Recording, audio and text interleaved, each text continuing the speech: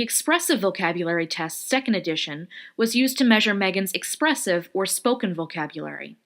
For each assessment item, she was given a picture that represented either a noun, verb, or attribute, and she was asked to orally identify a vocabulary word that represented the picture. Her raw score of 111 was converted to a standard score of 105, a percentile rank of 63, and a stay9 of 6. All of these scores indicate that Megan's expressive vocabulary falls within the higher end of average range when compared to the normed population in her age group.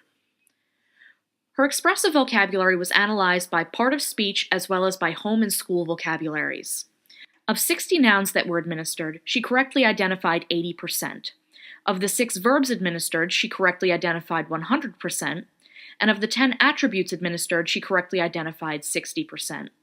Once again, verbs appear to be her strongest area, followed by nouns and then attributes. Of the 42 home vocabulary items administered, Megan correctly identified 83%, and of the 34 school vocabulary words administered, she correctly identified 78%. Although her home vocabulary is slightly stronger than her school vocabulary knowledge, she scored quite similarly in both areas. In comparing the results of the Peabody Picture Vocabulary Test to the Expressive Vocabulary Test, Megan's receptive vocabulary appears to be stronger than her expressive vocabulary.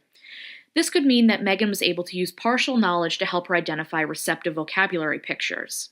It could also mean that she may have had some word retrieval difficulty with her expressive vocabulary, since the Peabody Picture Vocabulary Test only required her to point to the correct answer, but the expressive vocabulary test required an oral response.